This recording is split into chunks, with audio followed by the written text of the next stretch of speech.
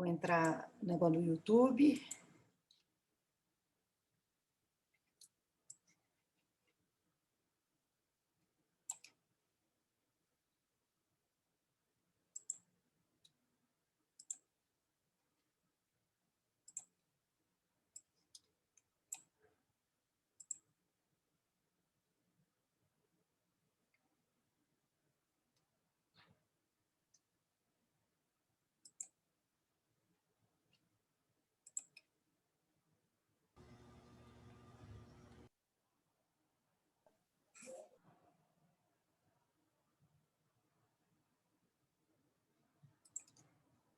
Bom, pessoal, então, a ideia, né, dessa primeira aula de sobre as vacinas para a COVID é abordar basicamente os tipos de vacinas que a gente tem disponíveis no momento, os mecanismos de ação dessas vacinas, comentar um pouco sobre vantagens e desvantagens de cada tipo de vacinas, falar um pouco da forma de administração, né, por que via, quantas doses, tecer alguns comentários comparativos entre as vacinas e mencionar as fases dos estudos que a gente tem atualmente sobre as vacinas, em que fase que eles estão. E aí a gente vai, em seguida, poder abrir para perguntas e tirar as dúvidas que eventualmente vocês tiverem a respeito. Bem, então, na verdade, o que acontece? A gente tem diversos tipos de vacinas, né? A gente tem vacinas que são baseadas em ácidos nucleicos, né? Vacinas de DNA, RNA, vacinas de vetor viral. Nós vamos comentar bastante sobre elas, porque algumas delas já estão sendo, né? Já tem uma fase avançada de testes com resultados interessantes. As vacinas à base de proteínas, né? Que podem ser subunidades do vírus, pode ser o vírus todo partido, ou pode ser alguma proteína parecida com o vírus, que imita alguma proteína viral. E a gente tem as vacinas que são o próprio vírus, que pode ser atenuado ou inativado. Então, a gente teria esses grandes grupos de vacina, né, que nós vamos comentar com mais detalhes quais são os mecanismos de ação dessas vacinas, né, e o que a gente teria de vantagens e desvantagens de cada uma. Um comentário inicial que vale a pena a gente fazer é que não existe até o momento nenhuma vacina de DNA em uso e nem vacina de RNA em uso. Então, as primeiras vacinas com DNA ou RNA estão sendo desenvolvidas agora durante essa pandemia, isso antes não existia. Né? E as vacinas de vetor viral tinham sim, né? Estudos com vacina da dengue, do ebola, da zika, mas também são vacinas relativamente novas. Já as vacinas com proteínas, à base de proteínas, né, subunidades do vírus, ou o vírus todo partido, a gente tem já algumas vacinas desse jeito, né? Por exemplo, essa com subunidades do vírus, a gente tem hepatite B, a gente tem a vacina do HPV, vacina da herpes, né? Então, a gente tem esse tipo de vacina. E a vacina da gripe, ela é uma vacina com o vírus partido, né? Então, teria esse tipo já um pouco mais estudado, né? Essas vacinas com partículas semelhantes ao vírus, as virus-like particles, né? Aí a gente já não tem nenhuma em uso. Ao passo que vacinas de vírus vivo atenuado e vírus inativado são vacinas já mais conhecidas, né? Que a gente tem já mais estudos com elas, né? Então, vírus vivo atenuado, por exemplo, a gente tem a SABE, né? Que é da polio oral, a gente tem a vacina da varicela, então a gente já tem algumas, né? Que são usadas. E de vírus inativados, a gente tem a outra vacina da polio, que é a Salk, né? Então, já são vacinas com um conhecimento um pouco maior sobre elas. Bom, basicamente a ideia, né, desses tipos de vacinas é que a gente teria vacinas usando o material nucleico, esse material nucleico vai induzir, né, a formação de uma proteína de interesse, que vai ser uma proteína antigênica. E essa proteína, então, vai desencadear uma resposta imune. A gente pode ter tanto o DNA, para formar RNA e levar à formação da proteína, quanto diretamente o RNA induzindo a formação da proteína e desencadeando a resposta imune.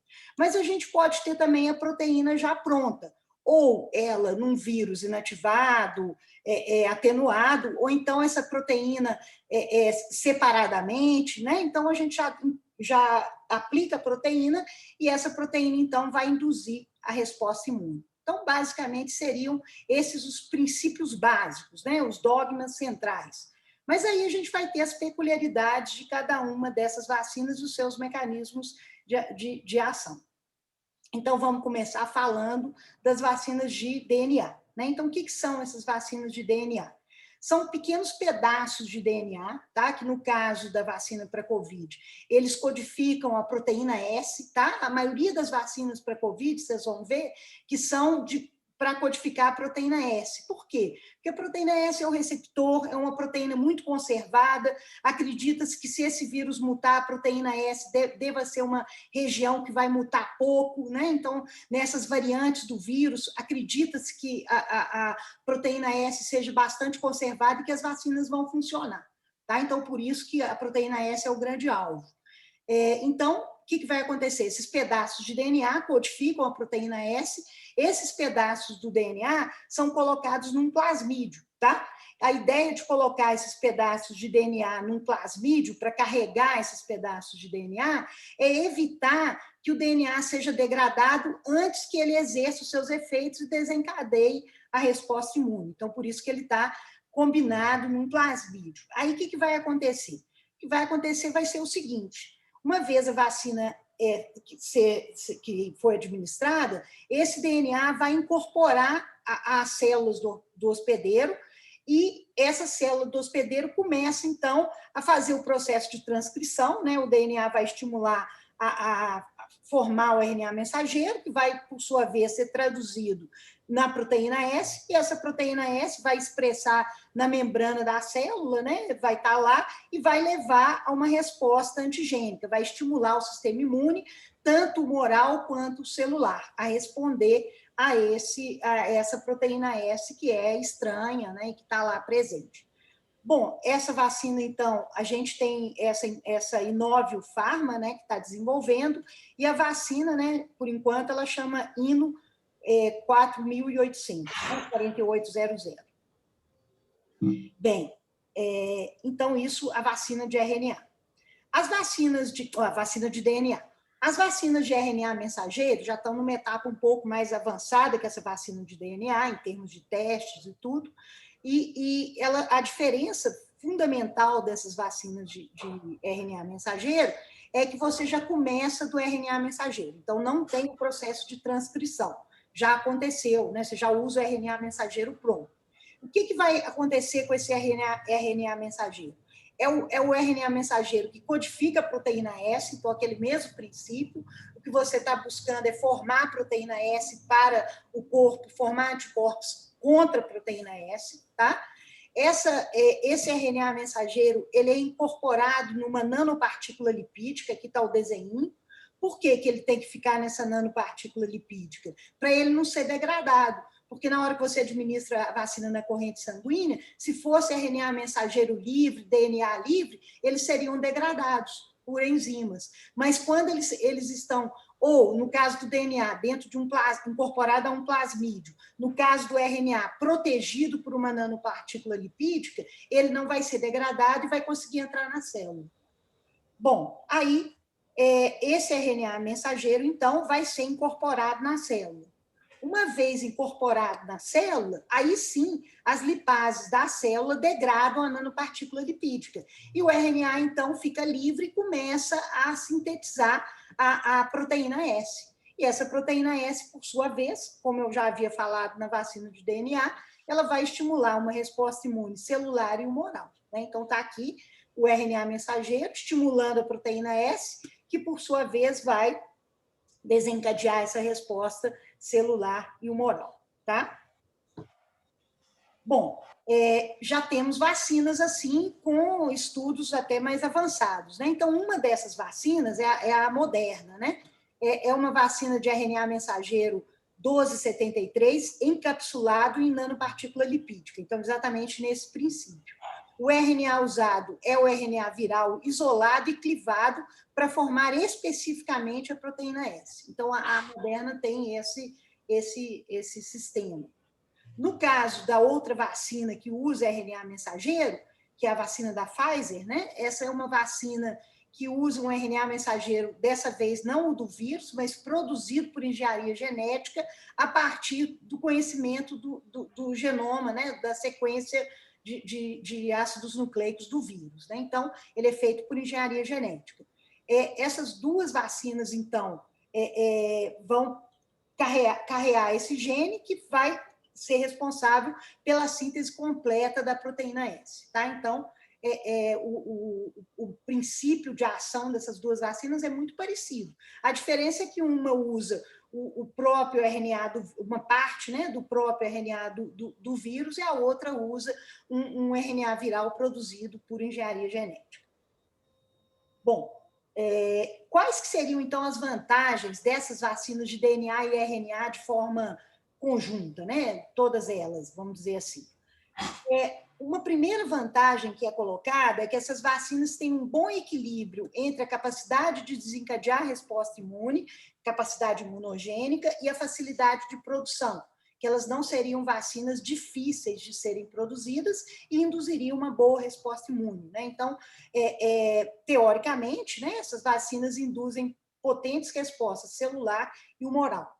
Outra vantagem é que elas são seguras para administrar em pacientes imunodeprimidos e imunodeficientes, né? Porque elas não têm o vírus inteiro. Então, teoricamente, elas não têm como causar doença, né? Então, elas poderiam ser administradas nessas pessoas, porque não haveria o risco de infecção, tá? Então, essas seriam boas vantagens dessas vacinas. Mas existem desvantagens também, né? Nada é tão maravilhoso assim.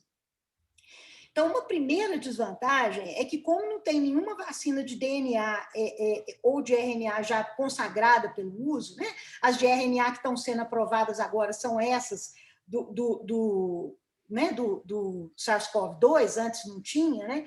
Então, a gente não sabe muito quanto tempo que essa imunidade vai durar.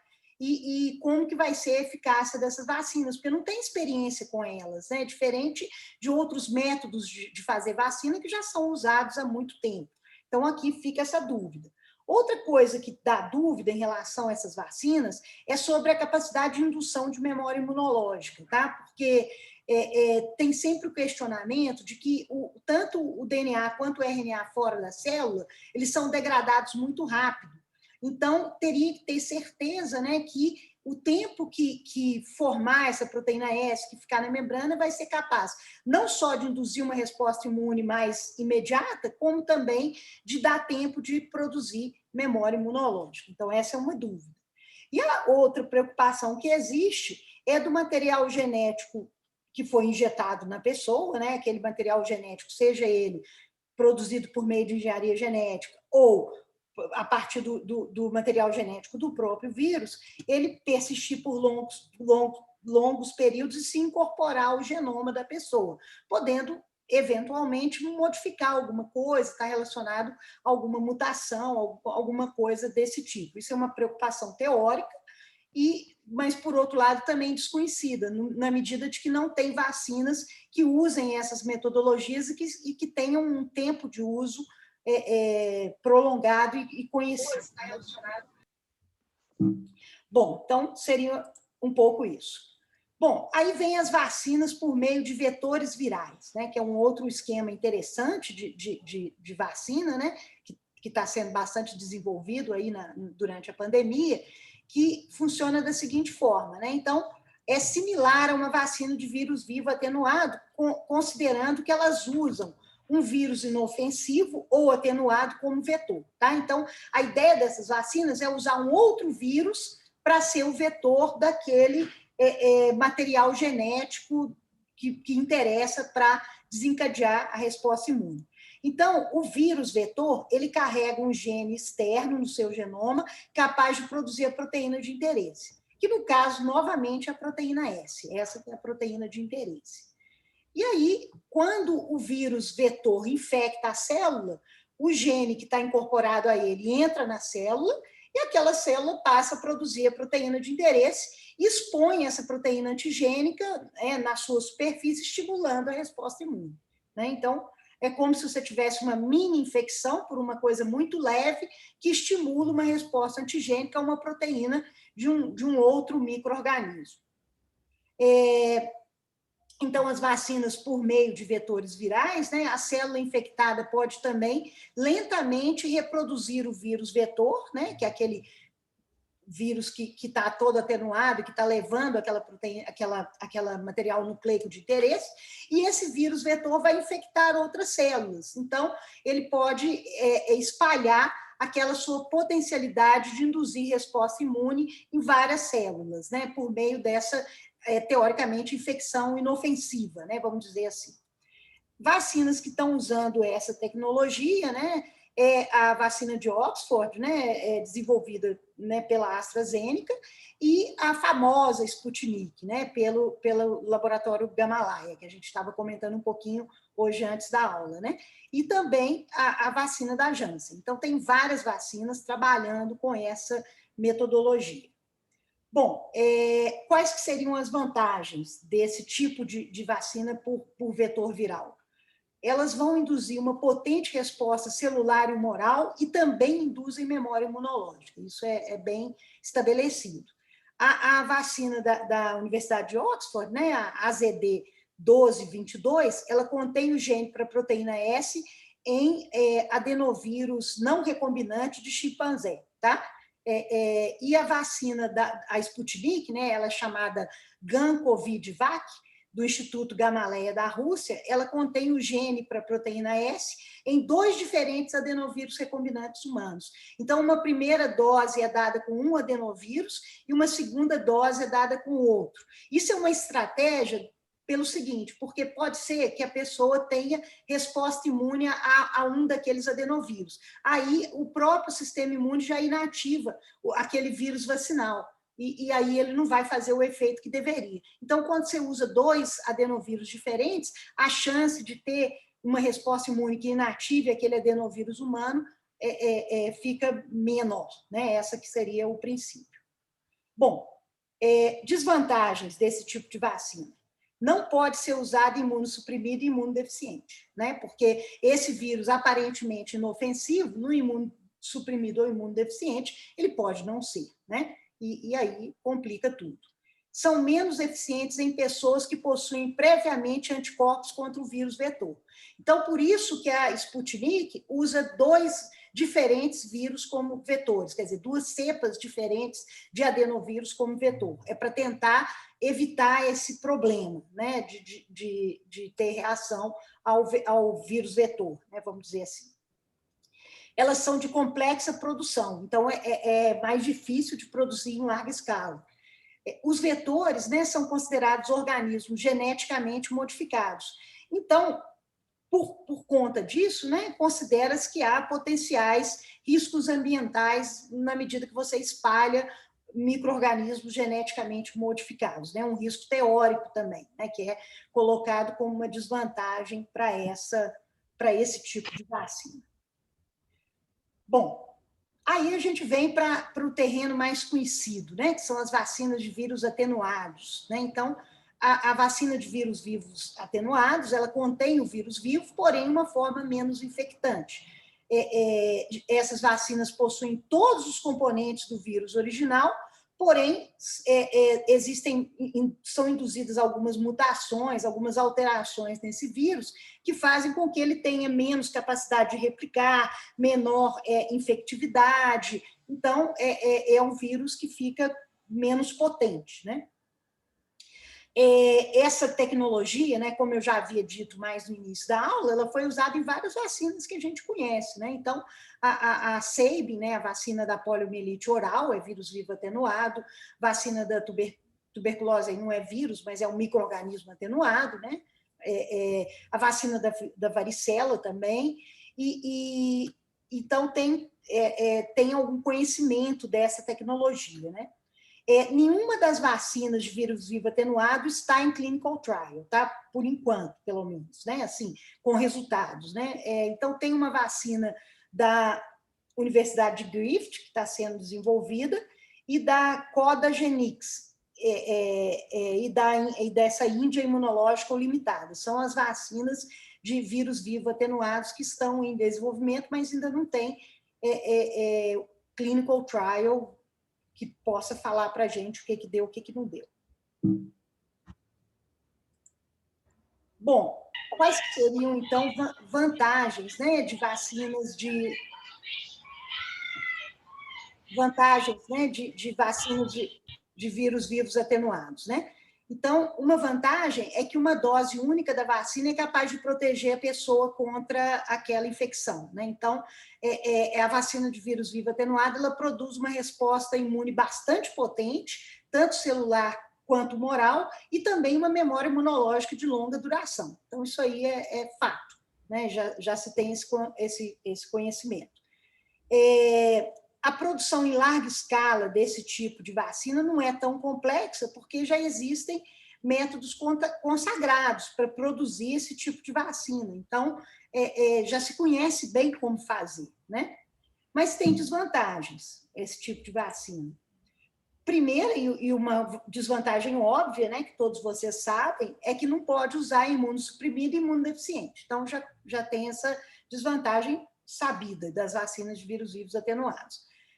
Para produzir esse tipo de vacina, precisa de alguns requisitos de biossegurança, porque você está lidando com aquele micro-organismo teoricamente patogênico, perigoso, né? Então, você tem que ter todo o cuidado para fazer esse processo de atenuação do vírus, né? E a estocagem dessa vacina, preferencialmente, deve ser feita em freezer menos 80. Isso também complica um pouco para distribuir a vacina algumas vezes e tudo. E tem o risco potencial do vírus atenuado sofrer mutações e readquirir a capacidade de replicação e produção da infecção, né? Então, esse é um risco que existe, embora as vacinas anteriormente utilizadas de vírus vivo atenuados, viu-se que esse risco é muito pequeno, né? É pouco significativo, mas são as desvantagens, pelo menos teóricas, desse tipo de vacina. Bom, aí vem as vacinas de vírus inativados, né? Então, a diferença aqui é que essa vacina tem o vírus completo, mas o vírus foi morto. Esse vírus foi inativado completamente, ou por calor, ou por substâncias químicas, ou por radiação, né? Então, uma dessas metodologias é usada para inativar esse vírus, para matar esse vírus, né? Dessa forma, o vírus não pode replicar e nem causar infecção, mas ainda pode desencadear a resposta imune. Então, é uma vacina teoricamente segura, né? Porque não causa infecção, e capaz de desencadear resposta imune, né? E mantém a imunogenicidade. Bom, as vacinas contra hepatite A e cólera usam essa tecnologia, e a vacina que está usando essa tecnologia, né, é a Coronavac, produzida pela Sinovac. A Coronavac, ela contém o SARS-CoV inativado, combinado com sais de alumínio, que o alumínio seria um adjuvante da resposta imune, para potencializar a resposta imune. Porque, obviamente, a vacina do vírus inativado induz menos resposta imune do que a vacina do vírus atenuado. Isso é fato. Só que você pode potencializar essa resposta com algum adjuvante. As vantagens dessa vacina são consideradas mais seguras e com menos efeitos colaterais do que as vacinas de vírus atenuados. Isso é fato, é bem óbvio, né? Os componentes da vacina não replicam no corpo, então não tem possibilidade de infecção. E uma grande vantagem é que pode ser armazenada em temperatura ambiente, o que facilita a logística de distribuição da vacina, né? Então, numa situação que você tem que levar num lugar difícil, que não tem muito como armazenar, essa vacina permite isso. Mas tem desvantagens. Primeira, que mais de uma dose é necessária para induzir memória imunológica, então é uma vacina que no mínimo 2 doses tem que tomar. Para produzir a vacina tem que ter os requisitos de biossegurança, porque você vai pegar aquele vírus teoricamente perigoso e vai ter que inativá-lo de alguma maneira. Então, você tem que ter um lugar com a biossegurança necessária. E há o risco potencial de o processo de inativação do vírus alterar a forma dos antígenos virais e não desencadear a memória imunológica contra o vírus original. Então, esse é sempre uma preocupação. Quer dizer, será que aquele processo de inativação manteve a estrutura do vírus de tal forma intacta que ele vai induzir uma boa resposta imunológica e uma memória imunológica? Então, essa é uma preocupação teórica das vacinas de vírus inativados. Bom, o outro tipo de vacina que a gente tem é as vacinas de subunidades virais, tá? Então, como é que são essas vacinas? Essas vacinas são constituídas de partes do vírus que, quando injetadas, vão desencadear a resposta imune. No caso, a parte do vírus que é usada para, como sempre, proteína S, né? Então, de novo aqui, a parte do vírus que é usada, né, é a proteína S do SARS-CoV-2. A vacina, né, que está sendo testada aí é a NVX-CoV-2373, da Novavax, e a SCB-2019, da Clover Biopharma. Todas duas têm a proteína S do vírus combinada com adjuvante, para estimular a imunogenicidade dessa proteína S. As vacinas de subunidades virais, geralmente, elas produzem uma resposta humoral acentuada, tá? A resposta vai ser muito mais humoral do que celular, aqui no caso. Geralmente são seguras, uma vez que o vírus não é injetado. E são geralmente mais baratas e mais simples de produzir, tá? Porque não precisa tanto aquela biossegurança, aqueles requisitos que a gente comentou.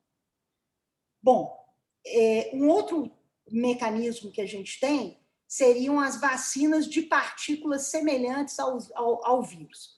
Como é que são essas vacinas, então? Essa vacina ela contém uma partícula que imita o vírus, mas não apresenta os riscos daquele vírus, né? Então, é apenas uma partícula que estruturalmente ela é semelhante ao vírus. Na verdade, o que eles fazem são construir nanoestruturas que são extremamente parecidas com o vírus, tá? No caso, tem a vacina contra HPV e malária que usam esse método, né? Então, é um método que já foi usado em algum momento, né? Esse tipo de vacina. Essas vacinas, então, são compostas, né, por uma ou mais proteínas estruturais envolvidas em lâminas, né, um envelope lipídico em volta dessas proteínas estruturais, e então elas vão induzir resposta humoral e celular, porque é como se fosse um micro-organismo mesmo, né? É uma partícula parecida com o vírus, né?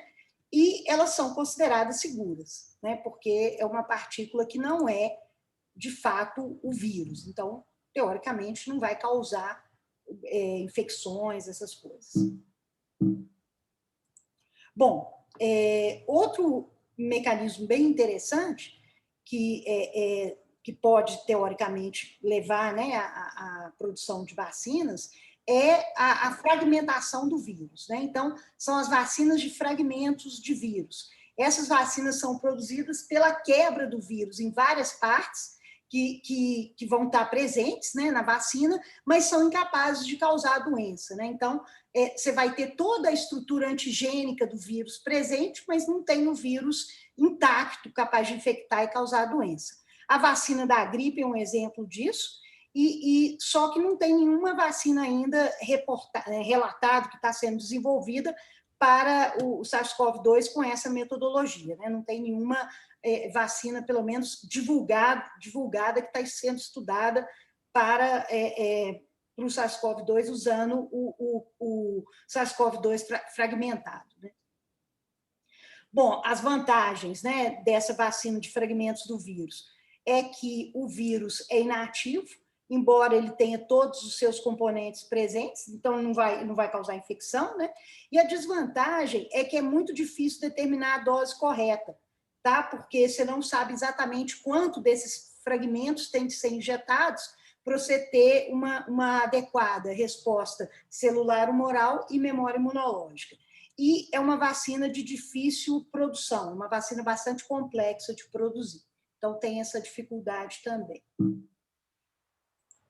Bom, um outro tipo é a vacina de RNA mensageiro indutor de anticorpos. Aqui a ideia é a seguinte: a outra vacina de RNA mensageiro, ele forma o antígeno, né, que é a proteína S. Essa vacina, não, ela vai induzir um anticorpo contra a proteína S, tá? Então, é um princípio diferente de funcionamento, tá? Então, é um conceito novo de vacina, ele está sendo investigado pelo MIT, tá? Então, eles estão investigando esse tipo de vacina, de produzir já o anticorpo, ela quase que parece um soro, né? Assim, se a gente pensar que geralmente vacina, ela vai ter um antígeno, você vai ter uma resposta imune produzindo anticorpos contra aquele antígeno. Aqui não, ela já vai dar os anticorpos meio que prontos, né? Então, o RNA mensageiro, nesse caso, induz a codificação do anticorpo contra o vírus ao entrar na célula do hospedeiro. A ideia dessa vacina é que ela agilize a resposta imune. Mas ela tem as vantagens e desvantagens similares a qualquer vacina de RNA. Não pode dar imunodeprimido, e tem as outras coisas que a gente foi falando, né? A coisa de que modifica o material genético, enfim. Então, tem esses aspectos. Mas é uma ideia interessante, né? Que pode ser útil, por exemplo, numa situação que você tem uma pessoa eventualmente até infectada, que você quer agilizar uma resposta imune, talvez, né? Não sei. Pode ser que tenha alguma utilidade esse tipo de indutor de anticorpos, mas não tem nada testado até agora, não. Bom, como é que administra, então, essas vacinas? O que a gente tem até hoje testando, né? E como é que é o sistema? Então, as vacinas de DNA, elas têm uma dificuldade que você teria que ter um sistema especial para administração da vacina, tá? Para não degradar esse DNA, não atrapalhar esse plasmídio. Então, é mais complexa a administração e tem que ser 2 doses. As vacinas de RNA é uma administração simples, seringa e agulha, são 2 doses. Vacinas de vetor viral, a administração também é bem simples, seringa e agulha, 2 doses. A vacina de vírus vivo atenuado, seringa e agulha, 1 dose. Vacina de vírus inativado, seringa e agulha, 2 doses. Vacina de subunidade viral também é fácil, seringa e agulha, 1 dose. Né? Então, esses que seriam as formas de administração. Né? Dentro dessa perspectiva, a única administração mais complexa é da vacina de DNA, tá? Que é mais trabalhosa, você tem que pensar qual esquema de administração vai ser o melhor, e as demais são de simples administração. E a gente tem 2 delas que exigem apenas 1 dose, o que, do ponto de vista de facilidade, também é bom, né? Que é a de vírus atenuado e a de subunidade viral. Lembrando, por outro lado, que essas vacinas, né, principalmente de vírus atenuado, eu vou ter aquelas restrições de populações que eu não posso administrar, né, imunodeprimidos, enfim. Bom, comparando um pouco essas vacinas em relação a alguns riscos, em relação à indução de resposta imune e à facilidade de produção da vacina, né? Então, o que a gente tem sobre isso, né? Então, pegando a vacina de DNA, a gente sabe que existe um risco desse DNA integrar o genoma, produzir mutação, então, esse risco existe. A capacidade de induzir resposta imune aparentemente é média, não é tão forte quanto outras, mas ela é fácil de produzir. E ela tem aquele problema também da administração, que complica um pouco. As vacinas de RNA, elas parecem mais seguras que as de DNA, elas induzem bem a resposta imune e são relativamente fáceis de produzir. A vacina de vetor viral, de novo, a gente vai ter o risco desse material mutado integrar no genoma, né?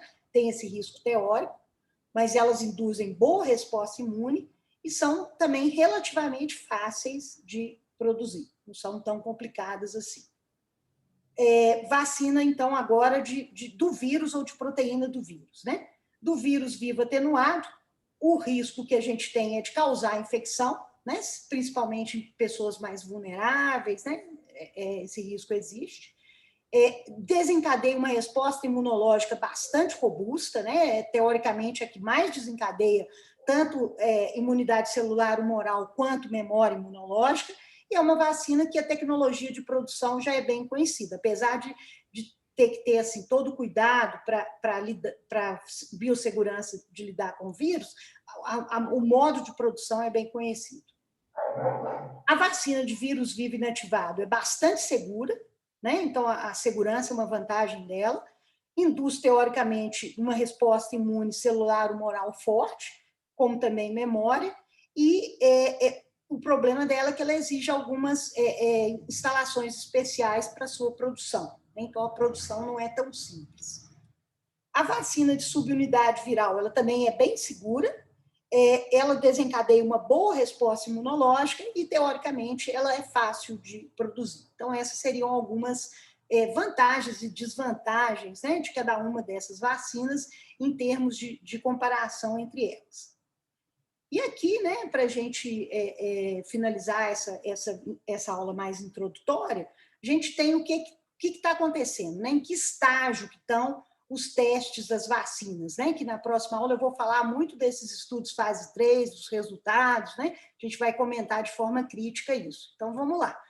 A Sinovac é vírus inativado, a gente sabe que são 2 doses, intervalo de 14 dias, a rota é intramuscular, estudo fase 3 e tem estudos fase 3 completos, né? Então, a Sinovac é isso. A Sinopharm é inativada, 2 doses, intervalo 0 a 21 dias, intramuscular, estudos fase 3 acontecendo, ainda sem resultados completos.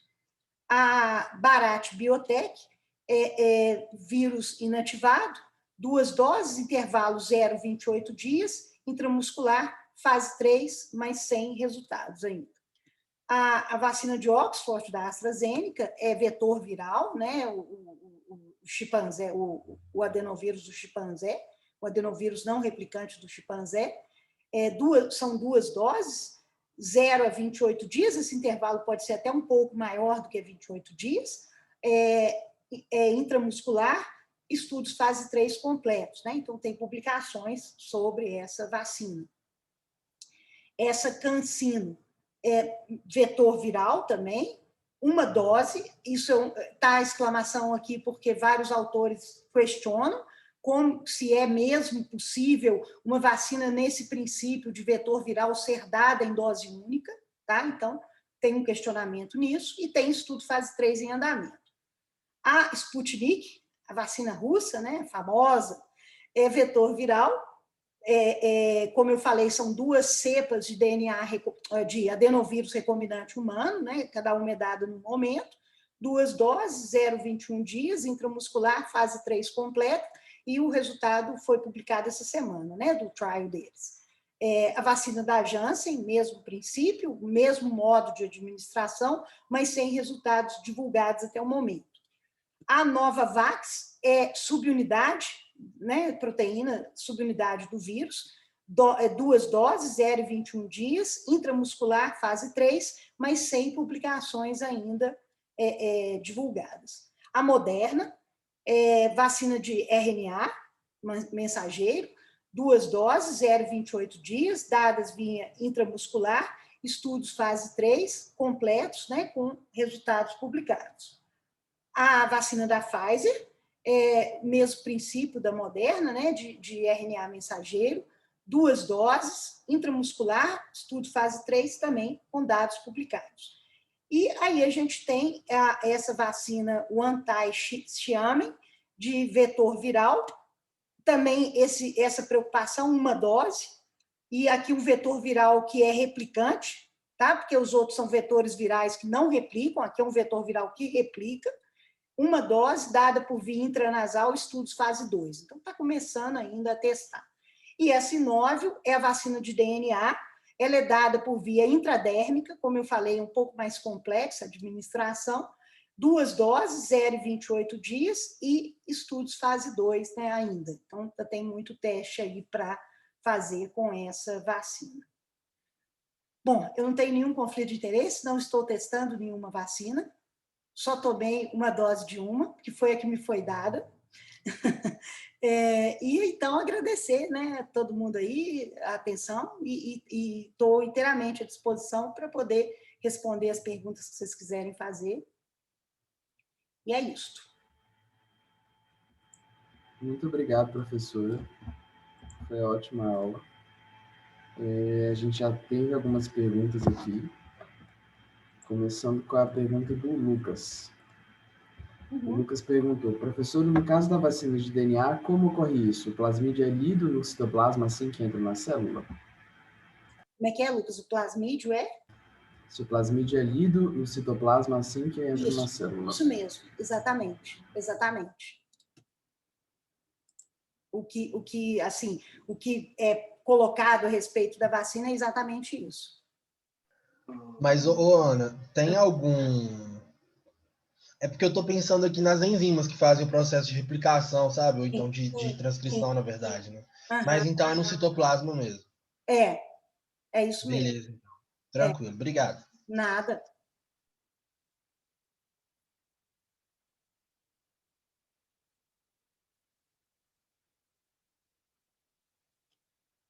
A segunda pergunta foi do Rafael. Ana, a vacina de DNA está em qual fase de estudos? Está fase 2, Rafael. A que tem e está em teste, ela está fase 2 ainda. Então, a gente não tem muita notícia dela, não.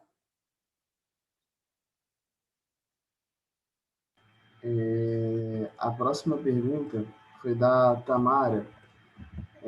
Para as atuais possíveis mutações mais específicas na proteína S, seria uma vantagem ter uma vacina de vírus inativado? Mais antígenos sendo reconhecidos ao invés de apenas os da proteína S ou suas subunidades? Então, Tamara, assim, teoricamente, né, é difícil responder isso, né, mas assim, teoricamente, a proteína S é muito conservada nessas variantes do vírus, tá? Então, assim, teoricamente, o que se tem das variantes até agora, não é à toa que todo mundo escolhe a proteína S para ser o alvo, né, dessas vacinas que usam ela como princípio antigênico principal, né?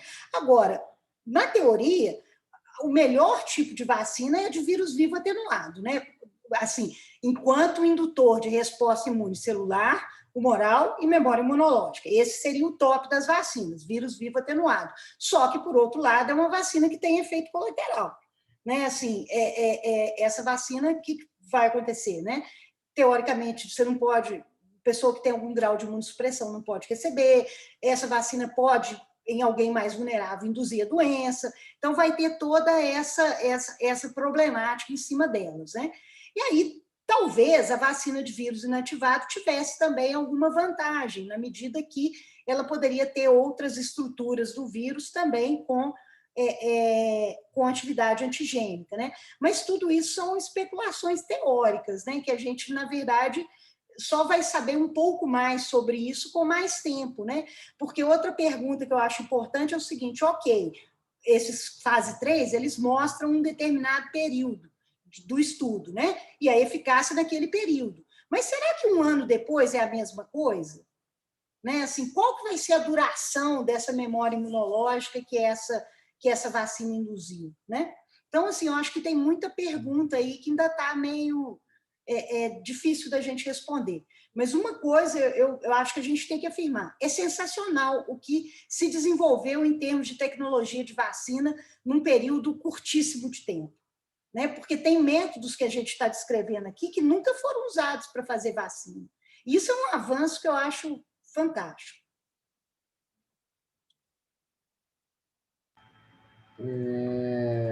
Agora foi uma pergunta do Matheus. Professora, essa vacina de RNA mensageiro indutor de anticorpos ainda seria capaz de gerar memória imunológica? Essa vacina de... Sim, seria. Poderia ser capaz, sim. Agora, menos eficazmente, né? Porque que vai acontecer? De certa forma, esses anticorpos que você coloca, eles podem gerar anti-anticorpos, né? Assim que ela poderia gerar memória imunológica, que é o que eles falam para dizer que ela é vacina e não é soro. Né? Vamos colocar assim. Porque na teoria, o que é soro? Soro é você dar o anticorpo pronto. E essa vacina parece que você dá um anticorpo pronto. Só que o que os produtores dessa vacina falam é que você dá um anticorpo que é formado, quer dizer, ele se apronta lá dentro e também ele tem um efeito de induzir resposta imune sobre ele. Né? Então, teoricamente. Agora, é um negócio muito novo ainda, que eu não sei eu acho que vai exigir muito estudo para virar uma prática, né? Mas é uma inovação interessante. É um princípio diferente, né? É muito aquele princípio da rede idiotípica, essa história da vacina criar anticorpos, né? De você ter vários anticorpos, vários anti-anticorpos, e esse equilíbrio é que vai ter a resposta final imune, né? Então, é um pouco isso. A pergunta da Tamara foi muito similar. Muito interessante a vacina de indução de anticorpos, mas qual seria a desvantagem da imunidade celular e a formação de memória imunológica? Seria eficaz somente enquanto o anticorpo estivesse viável? Então, é isso, assim, a imunidade celular realmente não dá para saber como que vai induzir. Agora, a questão da humoral é a ideia de que você vai ter aqueles anticorpos circulantes, mas vai ter anti-anticorpos, né? É um pouco o que eu tinha respondido. Essa que é a ideia que eles advogam, né?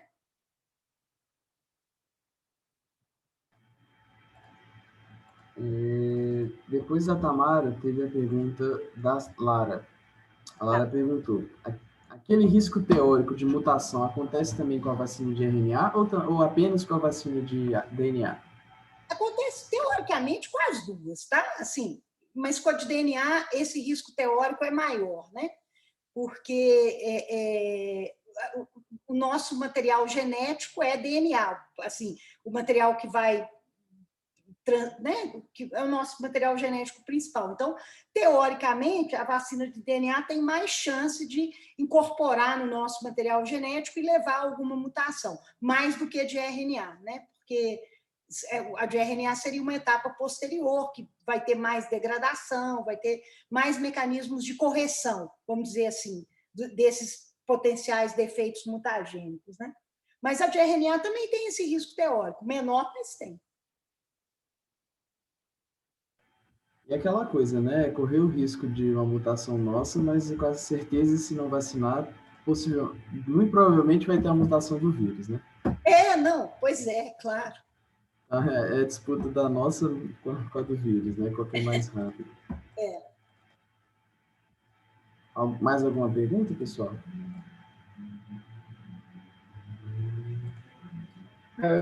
Eu queria só... Boa noite, né? Em primeiro lugar, obrigado pela aula, professor. Oi? Eu queria só entender, assim, quais seriam as consequências, assim, dessa mutação. Não entendi muito bem.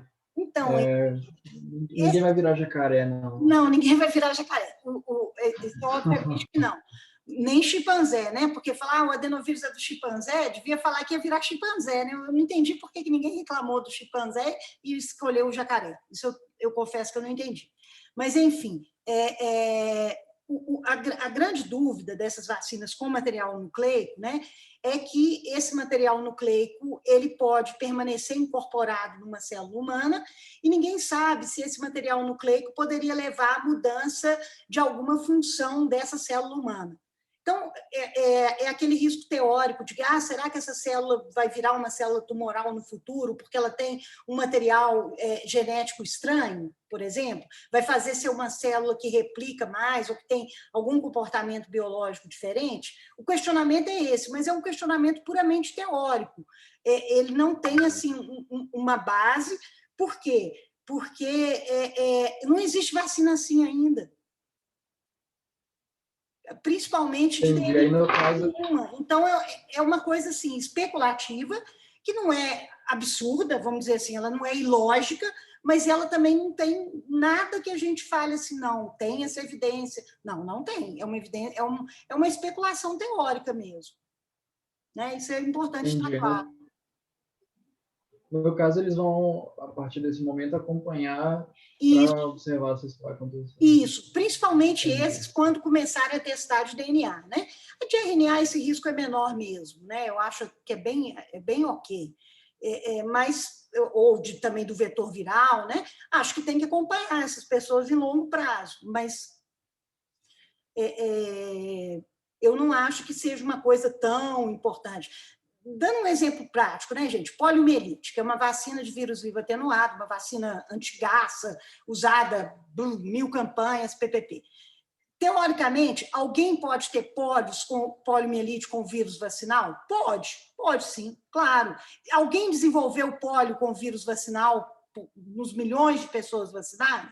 Desenvolveu. Mas foi tão pouca gente, tão irrisório isso no contexto mundial, que a vacina é excelente. Né? Então, eu acho que esse que é o balanço que vem ao caso, assim, e que nós não vamos ter nada para falar agora, porque o tempo é muito curto. A gente não sabe a vacina excelente ainda, e nem vai saber, vai demorar para saber. A senhora pode revelar qual que a senhora tomou? Como é que é? Qual que eu tomei? Não, claro que eu posso. Foi a Coronavac, o vírus vivo inativado. Que eu tomei foi essa. Entendi. E que repete daqui a 14 dias. Foi essa que eu tomei. A do Butantan. Obrigado, professora. Não, que isso. Não achei ruim de tomar ela, não, viu? Confesso.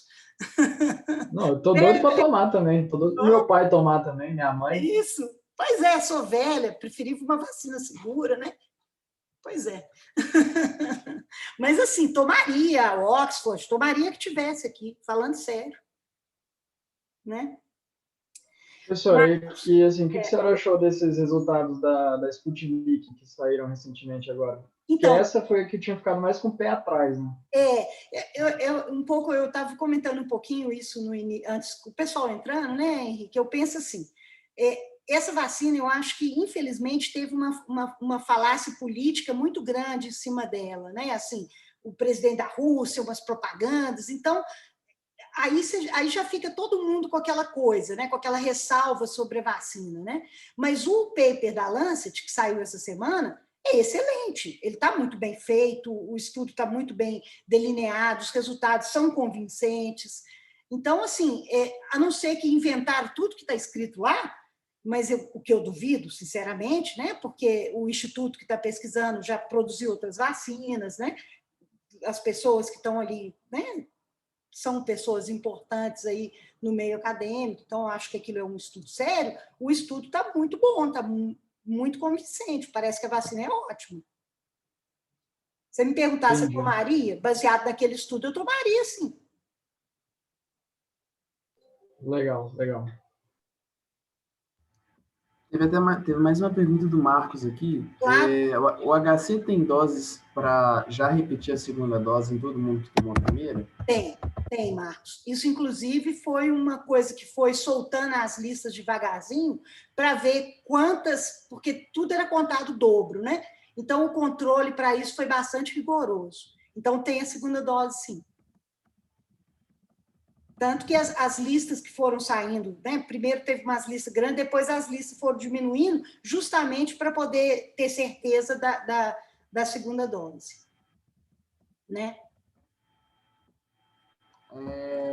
A Lara fez uma pergunta, Ana, você acha que vai demorar muito para alguma chegar no âmbito privado? Olha, isso é uma polêmica, né? É uma discussão grande em relação à vacina ir para o âmbito privado, ficar só no âmbito público, né? Tem algumas questões que eu acho que tem que ser pontuadas, né? Uma questão que eu acho que é importante é que, como é uma pandemia, uma vacina que tem que ter uma distribuição em território nacional. Então, é preciso que tenha toda uma logística para a administração, para os cuidados, e que eu acho que isso é melhor realizado no âmbito público. Né? A gente sabe que as grandes campanhas de vacinação que a gente já teve foram muito bem feitas, né? Usando a rede, o sistema público de saúde. Né? Então, eu acho que deveria, eu não sei se é isso que vai acontecer, tá? Eu acho que deveria ter, deve, né? E eu acho que é importante que haja um estímulo a uma distribuição dessa vacina, rede pública, da forma mais ampla possível. Mas eu não sei se vai ser isso que vai acontecer no nosso país. Né? Eu realmente não sei. Porque isso que eu comentei dos insumos para importação, isso é um absurdo. Né? Assim, o que acontece? As vacinas, todos os insumos para a vacina lá de Oxford, né? E a vacina a Coronavac, né? Do Butantan, todos os insumos estavam sendo importados por meio de sistema de pesquisa, então sem imposto, sem tributação. Então fica muito mais barato, né? Assim, aí o governo resolveu tributar essas importações. Então diminuiu o ritmo de produção das vacinas no nosso país. Aí, né, complica. Mas eu acho que tinha que ser no sistema público a distribuição.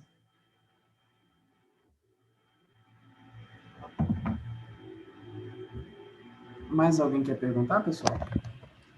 Prof, Oi. Eu não sei se você já respondeu isso ou já falou isso. Se sim, eu já peço desculpas. Que é isso?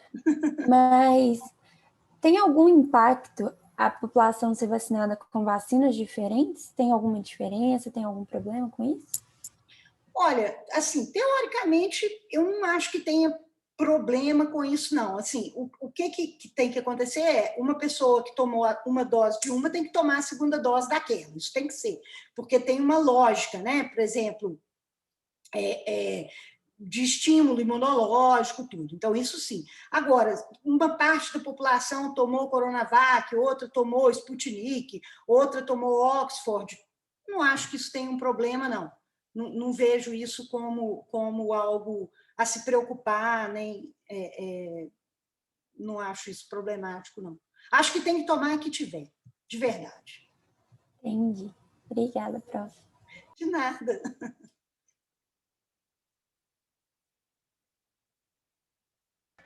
Mais alguma pergunta, gente?